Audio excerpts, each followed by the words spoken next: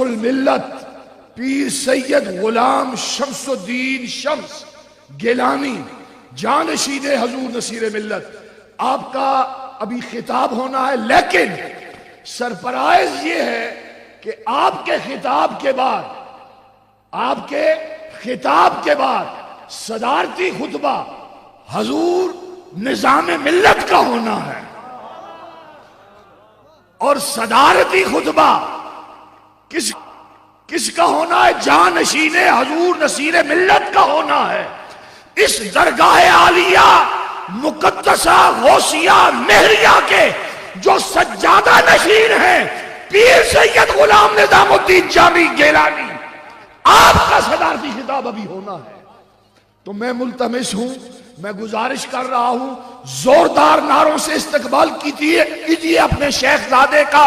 نعرہ تکبیر، نعرہ رسالت، نعرہ رسالت، نعرہ حیدری، نعرہ حیدری، حق نصیر، حق نصیر۔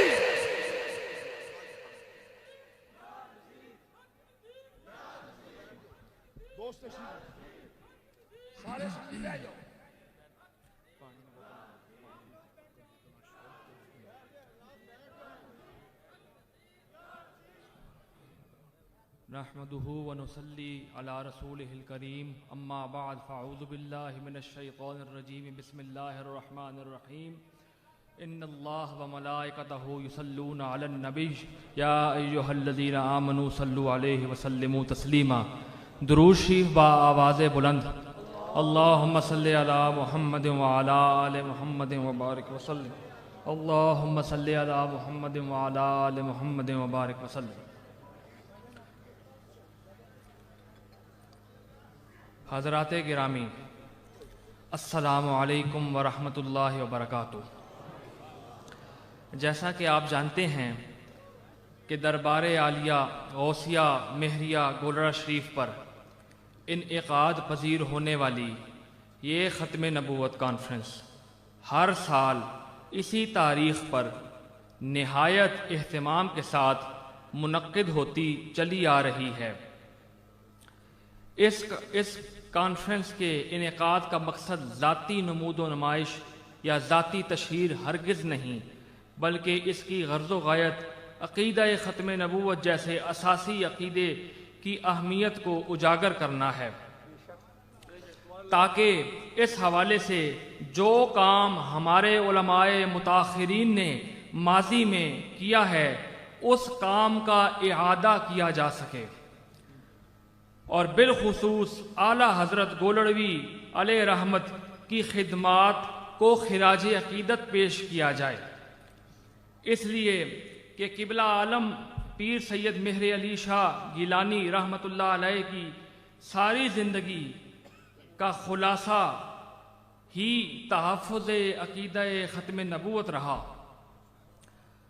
اور اس دور کے تمام مکاتب فکر کے قداور علماء اس بات پر یک زبان تھے کہ مرزائیت اور قادیانیت کے خلاف محاذ پر بحیثیت سپہ سالار کے اگر کسی عالم دین یا شیخ طریقت نے کوئی نمایاں خدمت سر انجام دی ہے تو وہ صرف اور صرف حضرت پیر سید مہر علی شاہ گیلانی کی ذات بابرکات ہے۔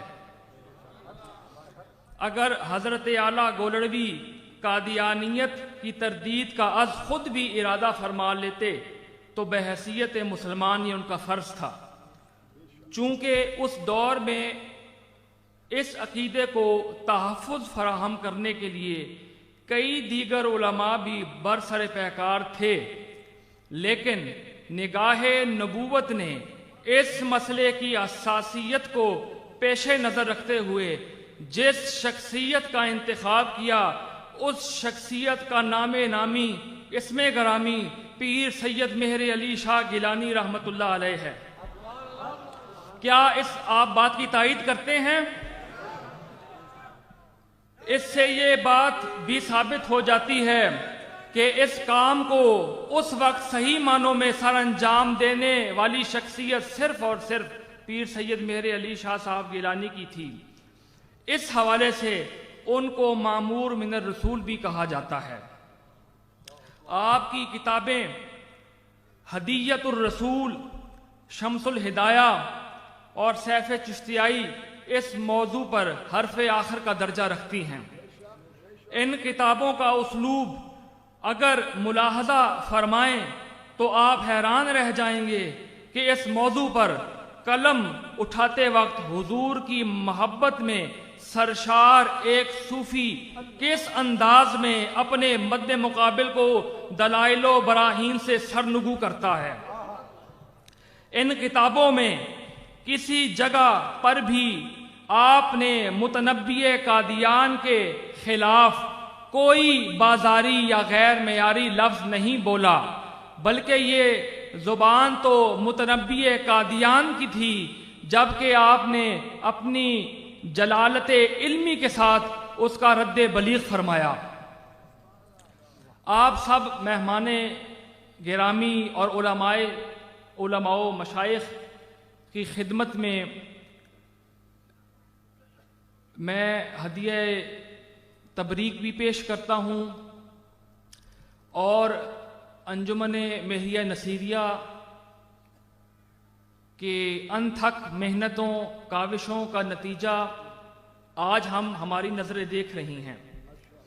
ماشاءاللہ پورے پاکستان میں، تمام صوبوں میں، تمام اضلاع میں، تمام تحصیلوں میں انجمن جتنی متحرک رہی ہے، دیکھ کر خوشی ہوئی، اور ہم ان کو مبارکباد بھی پیش کرتے ہیں۔ اہل سنت کے اکابرین کو میں آج یہ کہنا چاہتا ہوں کہ بدقسمتی سے اس وقت اہل سنت انتہائی انتشار کا شکار ہو چکی ہے۔ اس دور کی سب سے بڑی ضرورت اگر کوئی ہے تو وہ اہل سنت کا اتحاد ہے اور بین المذاہب ہم آہنگی ہے۔ اس روئے زمین کے جس خطے میں بھی کوئی مسلمان رہائش رکھتا ہے، اس پر لازم ہے کہ وہ دین اسلام کے سنہری اور پرامن اصولوں پر عمل کرتے ہوئے اس خطے کے قوانین کا احترام کرے، اپنے آپ کو تحریک ختم نبوت کا سپاہی سمجھے۔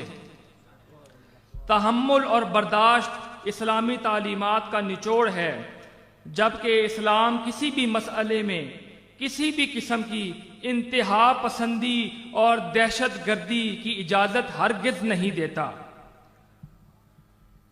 آج کے اس دور میں عقیدہ ختم نبوت کے تحفظ کے حوالے سے جہاں ہم بہت خوش قسمت ہیں کہ اس عقیدے کے تحفظ کے لیے ہمارے اکابرین نے جو دلائل اور براہین کے انبار لگائے ہیں، وہ ایمانی ورثہ نسل در نسل ہم تک پہنچ چکا ہے۔ وہیں پر یہ بھی ضروری ہے کہ ہم اپنے اندر اخلاص کا جذبہ پیدا بھی کریں۔ اس سلسلے میں اپنی کاوشوں کو ذاتی شہرت و مقبولیت یا سیاسی مقاصد کے لیے استعمال کرنے سے گریز کریں۔ عقیدہ ختم نبوت کے کتاب و سنت میں موجود دلائل کی روشنی میں اس نیاز مند کا یہ شعر قبول فرمائیں۔ باب تنزیل ہوا بند پے سرور دین، باب تنزیل ہوا بند پے سرور دین، دی مکمل ہوا ساحل پہ سفینہ آیا، دی مکمل ہوا ساحل پہ سفینہ آیا۔ ہاں جی، باب تنزیل ہوا بند پے سرور دین، دی مکمل ہوا ساحل پہ سفینہ آیا۔ اور اعلیٰ حضرت گولڑوی کی کتب سے بطور خلاصہ عقائد اہل سنت ملاحظہ کریں کہ توحید، پہلا نمبر، توحید خدا اور محبت مصطفیٰ صلی اللہ علیہ وسلم ہمارے عقیدے کی جڑ ہے، اساس ہے۔ آپ ساتھ تائید بھی کرتے رہیں۔ اہل بیت اطہار کی مودت و الفت ہر مسلمان پر واجب ہے۔ ہم تمام صحابہ کی عزت کے، عظمت کے، تعظیم کے، تکریم کے قائل ہیں۔ ہاتھ بلند کر کے اس تائید کا دیں۔ اور ہمارے پیارے وطن پاکستان کی جڑ کلمہ طیبہ کے سوا اور کچھ بھی نہیں۔ اس ملک کی بنیاد میں ہمارے اسلاف کی جد و جہد موجود ہے، اور یہ خانقاہ ہر سیاست سے بالا تر ہے۔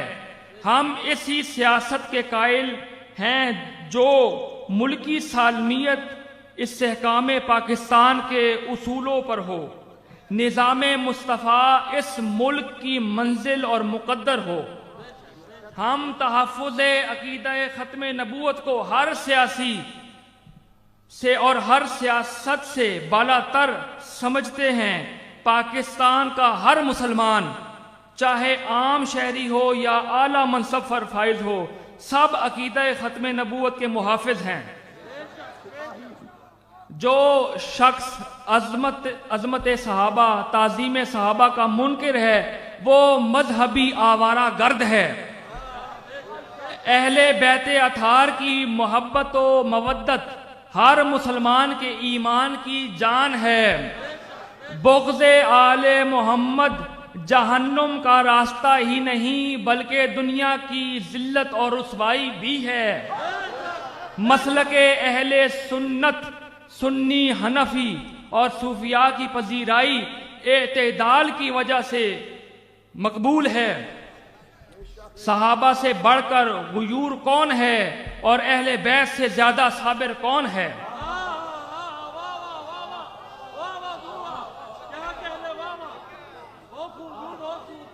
یہ آج جو ہاتھ اٹھ رہے ہیں، یہ جو آج زبانیں تائید کر رہی ہیں، یہ روز محشر ثبوت دیں گی کہ ہم نے صاحبان رسالت کے سائے میں ہم نے ختم نبوت کا تحفظ کیا ہے، اور شافع امت نے اسی مقصد کے لیے ہماری شفاعت بھی کر دینی ہے انشاءاللہ العزیز۔